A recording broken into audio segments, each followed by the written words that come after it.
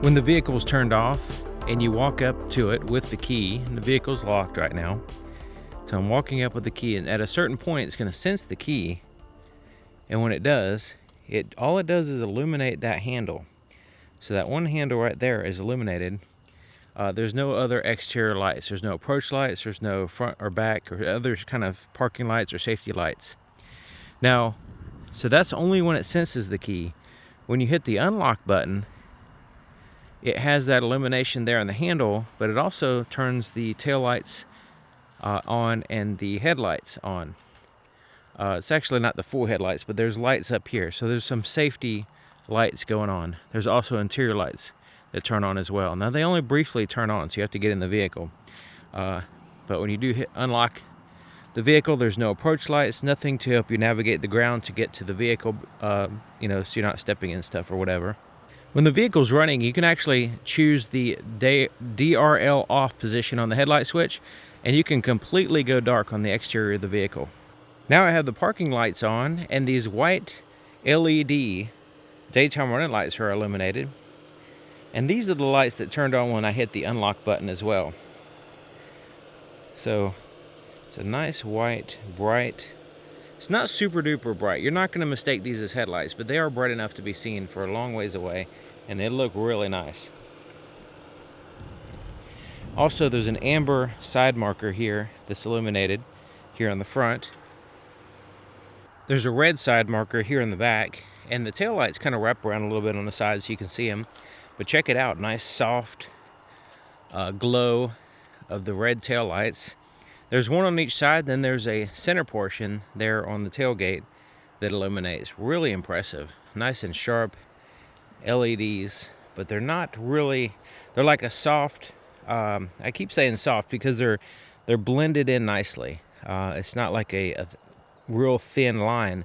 It's a bigger light, but it's evenly distributed and kind of easy on the eyes and looks really good. So it kind of looks a little orange on camera, but it is a nice deep red. There we go. That's kind of what it looks like right there.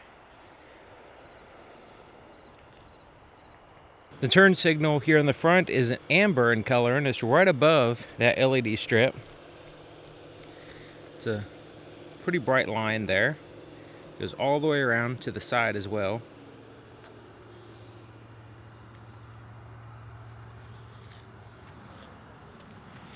So it's highly visible. I got the, there we go. So you can see it's pretty bright. There's also a not so bright turn signal indicator here on the side mirror. It's very dim. Seems a little bit brighter. Yeah, it's much brighter looking at it from this direction. And it's amber in color, and the turn signals back here are also amber. So it kind of contrasts with the red taillight.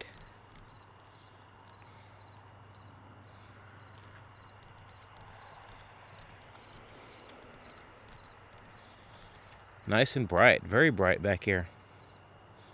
Almost blinding me right now. So there's the ground in front of the car with the daytime running lights. You're not going to mistake those as headlights. They're not bright enough. They are visible, but you're not going to mistake them for headlights. When you turn the headlights on, however, you have a nice bright light there. And then the fog lights, let's go ahead and toggle those so you can see the difference there. Has a little bit of light there close to the vehicle. There's also a cornering light as well. When I turn it on, I could do it when the vehicle's just sitting here, and it illuminates that area. And it goes away when I turn, and then when I turn the other way, it illuminates that side. So it's a nice, very nice cornering light. It kind of fades in and out. and it's right there in that area in which you really need to see. I kind of prefer cornering lights than over like active bending type stuff, because the cornering lights seem to be more useful. All right, so that's the low beams. There's the high beams. We're going to look at it going down the road. Let me just show you what it is. So it's actually 3 LED projectors. See, it's nice, sharp LED projectors here, 3 of them. And they kind of overlap and fill the road. So that'll be a total of 6 lights for your headlights here. So it's pretty good amount of lights to overlap on the road. And we'll see what it looks like, see if it's patchy or not. And then the fog lights are down here, and they're also a projector, like a focused beam as well.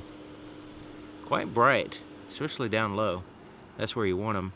The low beams, just kind of dipping down, we'll see where the cutoff is. Right there. So it's about probably 2.5 feet off the ground is where it starts hitting the camera very bright. So above that, it's tolerable as far as not getting blinded. So it's a good cutoff for not blinding other cars, basically. Let's turn that cornering light back on so you can see it there on the ground on this side, on the driver's side. And I can show you where it's shining from, because it's right next to the fog light. So it's right there to the left of the fog light. Nice little spot. It's actually perfect. Shines right in that good direction and bright enough. It's a small little light, but it's bright enough to fill in the area which you want to see. Okay, so let's go ahead and switch it to high beams. And when we switch to high beams, basically it's going to look about the same just by looking at the lights. It's 3 projectors still, but now they're refocused to a higher position, and it's a brighter, higher position here.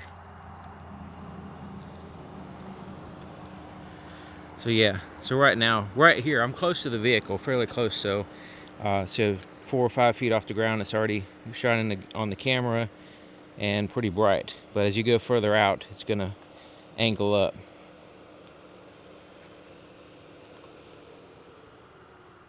Cargo area, I think they did a decent job here. So there's the backlit buttons to close the power lift gate, so that's nice. But it also has this other light right here. Kind of small though, but it's bright, nice and bright. It's in the center, so it's supposed to be kind of like what I call like an over-the-shoulder type light.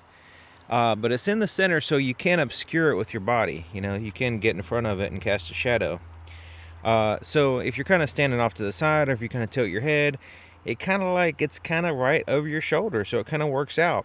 Now, it's supplemented by these other lights here. So on the left side, there's a light, LED, nice and bright, and there's one here on the right side as well. So you have these 3 lights together, so the cargo area is not as patchy. And you notice I have objects in here. I have some cargo, and it's not casting shadows because there's lights coming from different directions. So that way, you know, you don't have dark corners or anything like that. So you're able to see pretty dang good. Even with the black interior, you're able to see pretty good. Here's the inside of the back door. Surprising that there's no puddle light or anything. Just completely dark, except for this little light right here showing you how to open the door. And then there's a light here to find the power window, and then the door locks there. Other than that, the doors, there is an accent light here as well, right under there.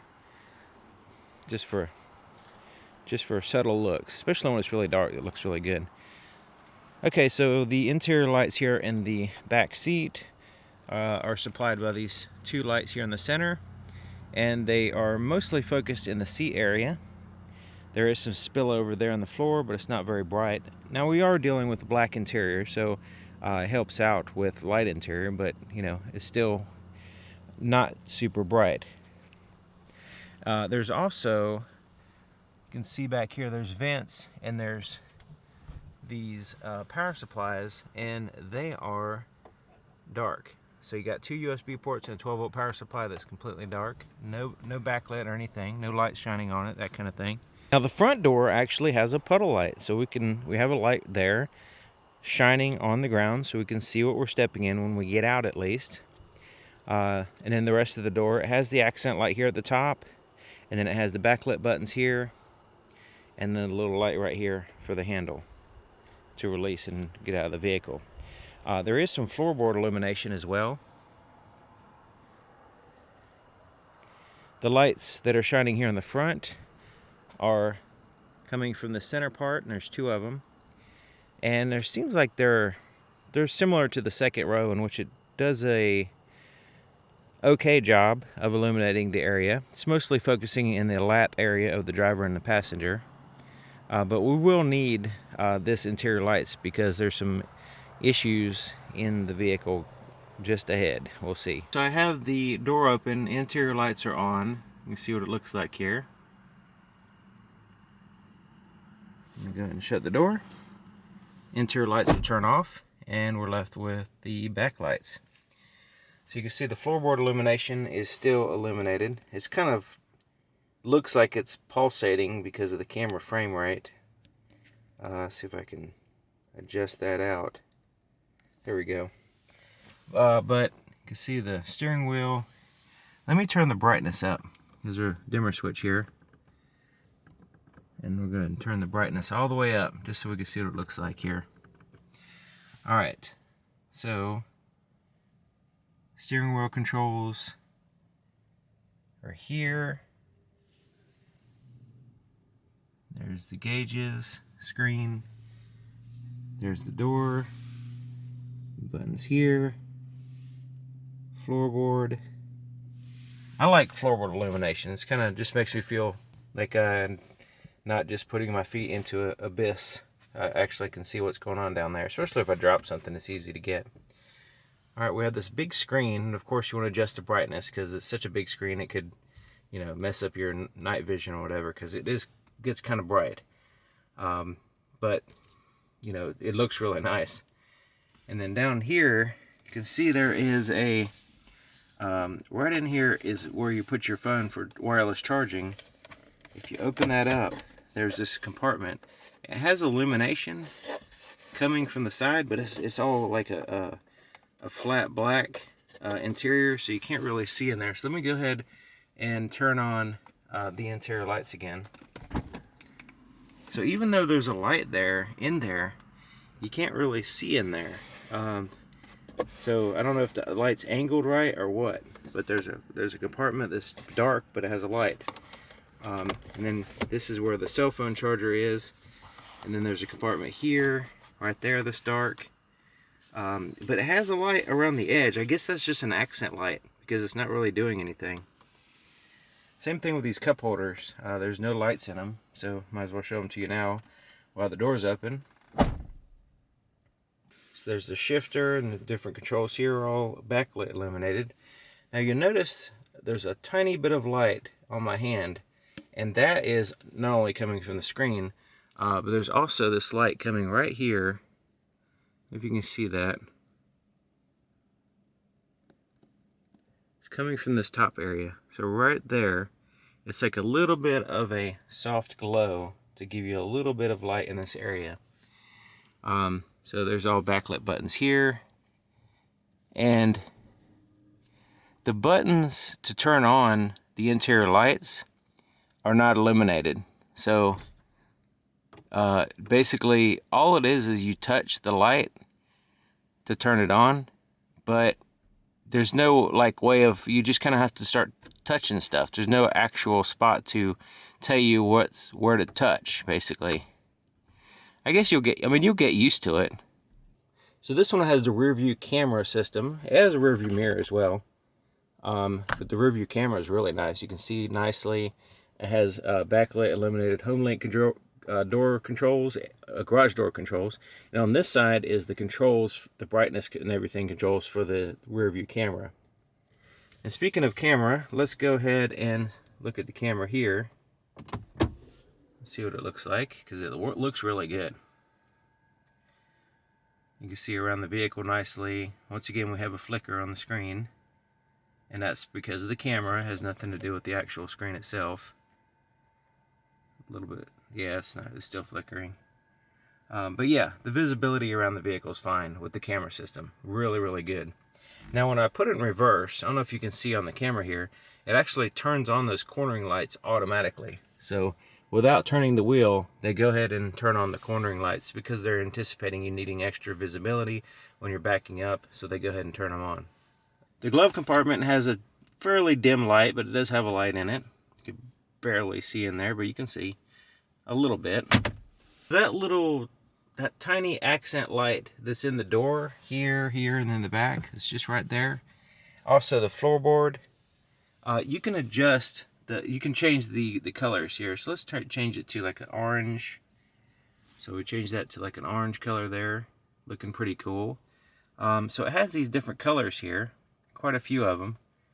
You can do a custom color, you could do flare red, afterglow, meteor, which is like a purple, blue, it's called waterfall, I guess it's like an aqua color, iceberg, rainforest. You'd think that they would have more ambient lights besides that, just that little tiny one over there, or in the floorboard. It's in the floorboard. It's also this area here that's changing as well, around there. So I guess that is just the accent light and not really supposed to be a functional light. This one's lightning. Then you got dawn, sunset, warm white, sky white, and daylight white. So I think I like the flare red. We'll go with that for now. Okay, so once again, we have a compartment here. The center compartment, you can't even see anything. So let's go ahead and, there's a piece of paper here. I'm going to shove it down in this compartment because there is a light. It's just you can barely see in there. I mean, the light is just, you know, unless you have white objects or something that it's not filled up or whatever, it's just really not doing much. So consider that here for the center console lights. Let me open the door. You can see what I'm even talking about because it's so dark. This center console is what I'm talking about. There is a light. It's just not very bright and barely useful. The heads-up display is very important on this vehicle. So you can see that it's nice and clear. Hopefully you can see that. It's very clear to my eyes. The camera sometimes doesn't make it perfectly clear, but it looks really good. And it's a good thing because if you don't have if you're not paying attention, you have to pay attention to the heads-up display because buttons on the steering wheel are not marked. You place your hands on the little button thing, pad, and it will tell you what the button does. And then you can switch to another set of buttons. So you don't know exactly what you're pressing unless you're looking at this heads-up display and it shows you what's going on. Both sides of the steering wheel are like that. So here on the left side, I'm running my finger across the pad. It's telling me what these buttons will do. They're not marked at all. So I can press the button here and it changes and gives me another set of buttons. Press it again, it goes back to the original ones. So it does have a good heads-up display.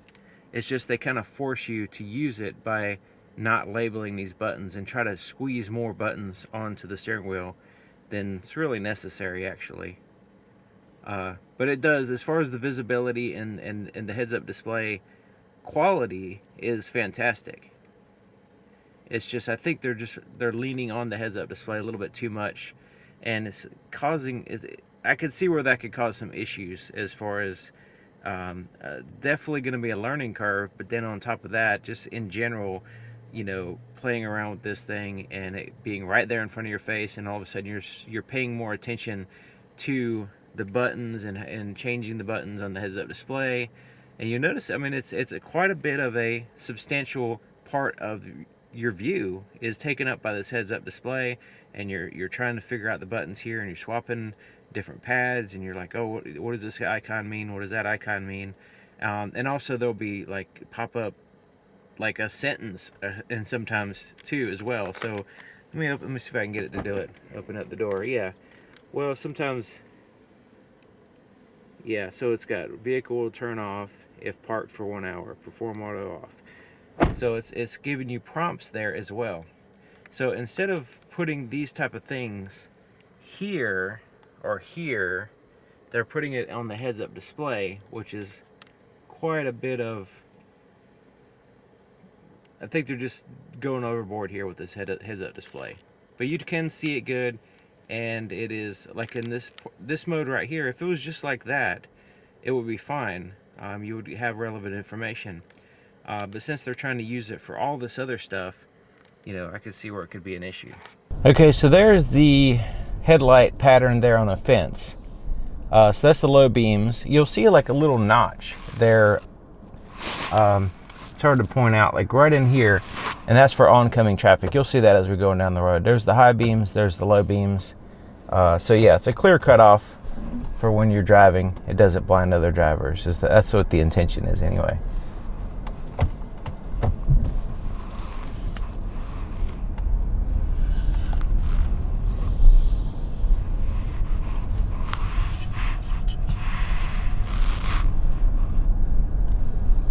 Also, I have the automatic high beams turned on,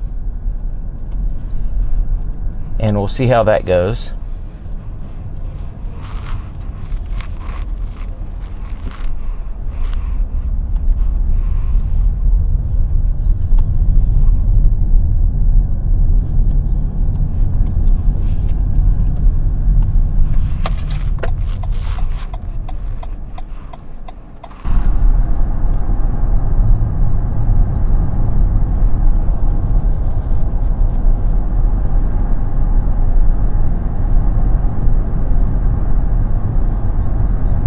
So the automatic high beams seem to be working pretty good. You can see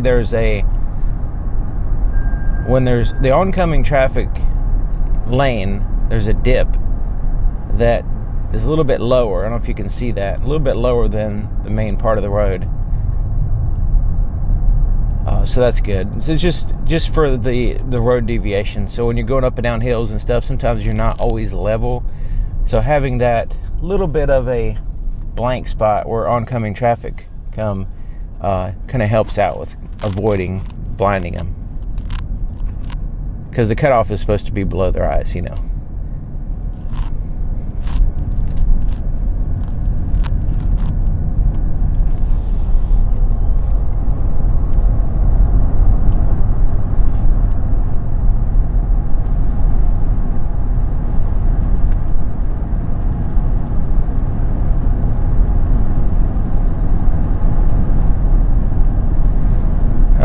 So yeah, the high beams are very impressive. I mean, I can see the trees there on the sides of the road.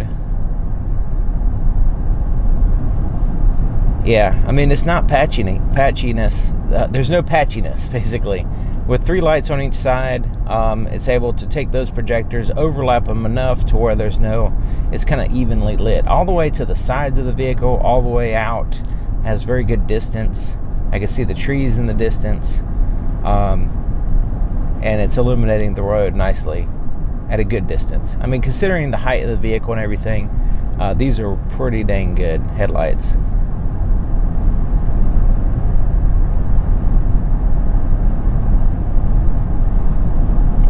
And it doesn't have any kind of active bending or moving around to distract you. It just illuminates everything nicely.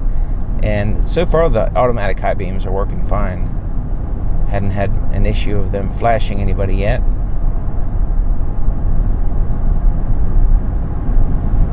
But yeah, right in here, nice dark road, and also the trees, there's quite a bit of a setback from the road, so we can kind of see the potential for the headlights. And yeah, you can see the trees in the distance, and they're pretty far off the road. They're a good 100 feet off the road, something like that, and you can see them fine. So yeah, I'm impressed with these headlights.